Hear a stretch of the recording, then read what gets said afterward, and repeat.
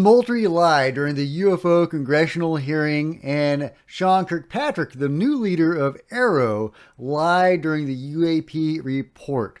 AARO is not starting off well. Our current age of UFO disclosure is not going great from the people that should be leading the effort. Everything that we have gotten so far has been stuff that has leaked out or whistleblowers have come forward. So, yeah, not great, guys. Not great. And now we have George Knapp and Jeremy Corbell openly talking about how AARO and Sean Kirkpatrick actually manipulated the numbers of the cases that they did talk about in the UAP task force to water it down and dilute public interest and basically to lie. So get in here. This is Cosmic Road. I'm Jack. I talk about UFOs and the paranormal. Please hit like. Please subscribe and hit the bell to be notified of future videos. Please share this video on social media, and please consider joining me on Facebook and Twitter. Links are below, and please comment on the story as I'm going through it. I so far love George and Jeremy's new podcast, Weaponized, which seems to be airing at midnight weekly, like midnight Tuesday. I think it's actually 1 o'clock my time. Anyway, so far it's been gangbusters, and I'm really enjoying it. I hope we get more videos, more UFO videos. Ideally, something like the Mosul Orb video will come out. But meanwhile, we have lots of good stuff. And now we have new information from the snippet that I'm about to play. Sean Kirkpatrick massaged the numbers, manipulated the numbers of the cases in the UAP report. He threw in some discarded cases that had been explained so that he could have more explainable cases in the report to make it less interesting and to show, hey, look, we've explained half of these cases. Well, actually, that wasn't the case. That was not the case at all. He had to throw in a bunch of cases they had just thrown out to get that number. He lied in the report saying there were no collisions and no health effects. And then the only other thing that he put in the report was numbers. And apparently those were a lie too. This is huge. This is really disheartening. This is bad, guys. This is bad. Here's George and Jeremy talking about this very thing. Well, they made a point of adding in a bunch of cases that I think were taken out of the original report. They said in this... You think or you know? Well, it says that they added in 100 and some cases that had been left out. So adding these back in increased the total, but it allowed them to say, oh gosh, a heck of a lot of these are balloons. A heck of a lot of these are drones. A lot of it is trash, which is, you remember the New York Times had this pre-bunking piece where they predicted that's what this report is going to show. It's a bunch of drones, it's a bunch of balloons. Yes, drones exist, balloons exist, we're aware of that. Yeah. We're aware that birds fly in the sky. That's not anything new. I mean, UFOs 101, you learn that 90 to 95% of all UFO cases are explainable. If you get enough information, they're explainable. They are drones, they're balloons, they're planets, they're clouds, things of that sort. That is the starting point for this conversation. We're aware that cases can be explained. We're also aware that while 90% are explainable, 9 out of 10 are not reported at all. Hold on, I just back up. Fucking record scratch. Okay. They excluded a bunch of cases because they were explainable, so let's now work on the ones that are not. What you're saying is they brought those cases back in to be able to give these statistics. Yeah, it says it. The ODNI preliminary assessment discussed 144 UAP reports and had an information cutoff date of 5 March 2021.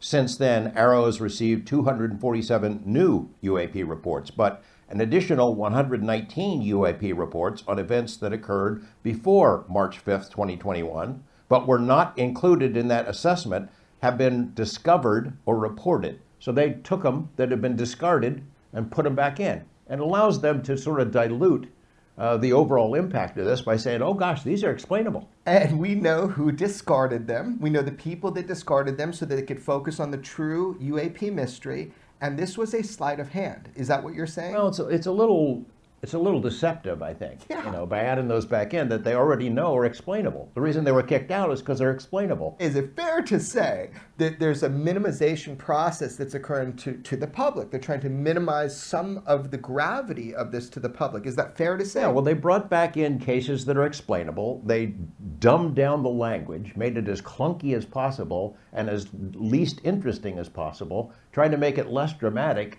almost as if, hey, there's really nothing to see here, folks. We did our duty. We got this report. We now have processes in place where it makes it easier to report this stuff, but we're explaining it. Don't you worry your pretty little heads, kind of thing. Well, there you have it. George and Jeremy have just confirmed that Sean Kirkpatrick of AARO, leader of the government's UFO program, with language probably authored by Chris Mellon, who put together, whoever put that language together, put together a really robust, sincere organization to probe the UFO phenomenon and to ultimately bring this forward to the public and let people know what the hell is going on.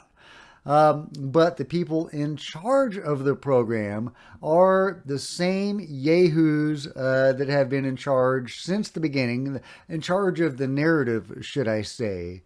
People trying to debunk and dismiss and minimize. And we can't allow that. We have to speak up against this. We have to denounce Sean Kirkpatrick, Bray, and Moultrie, and anyone else who stands in the way of the truth. We must shout from the rooftops that we need the truth, that we deserve the truth. We deserve to know what reality we are in, what the true world really is. Worlds, the cosmos, the dimensions, whatever we're talking about. This is our reality, and we need to know what reality we are in.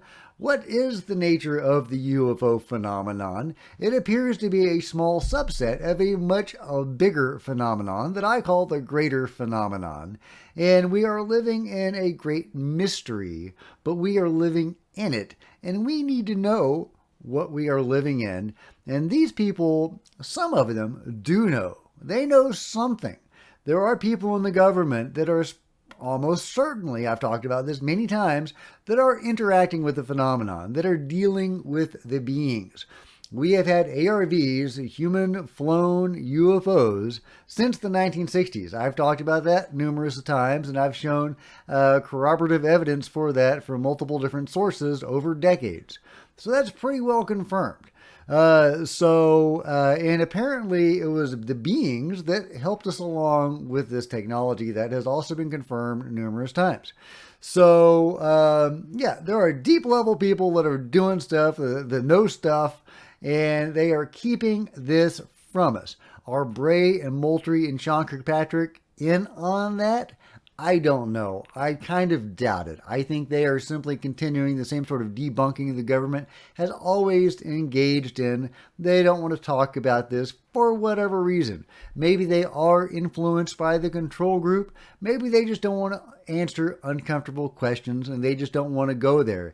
It doesn't matter. It doesn't matter what their excuse is. They are lying to the American people and we cannot stand for it anymore. So the UAP report was all a lie. Every single bit of it. Well, what little there was. There were only really 3 pieces to the report.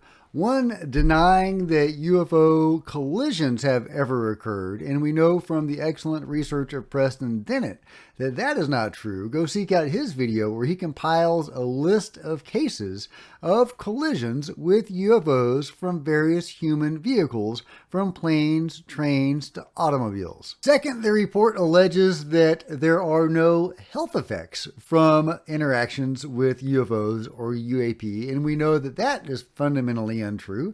There are numerous uncountable health effects, both good and ill.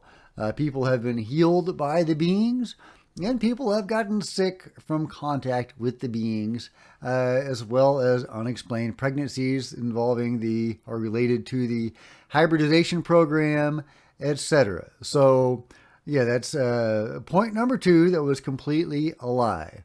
Point number 3 is the numbers of cases the UAP task force in AARO looked at. and how many of them were actual legit anomalous sightings versus ones that could be explained. And we now know from this piece by George Knapp and Jeremy Corbell that that was bogus too. They fudged the numbers on the UAP report to make more cases seem explainable when really that was untrue. So those three pieces of information presented in the UAP report were all a lie. It is all a lie.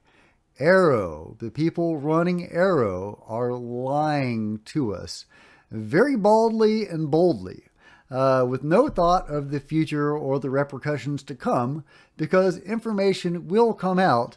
It has come out, but it will come out officially in time, pointing to these lies. And how are they going to address that then? Are they simply going to double down? Have they dug themselves into a hole or painted themselves into a corner with these lies? It's not looking good, guys. It's really not. I'm not happy with AARO at all. Okay, if you've enjoyed this rant, please give me a big thumbs up. I would really appreciate it. Hit like, please hit subscribe and the bell to be notified of future videos. Please share this video on social media and comment below and let me know what you think. Until next time, this is Jack with Cosmic Road signing off.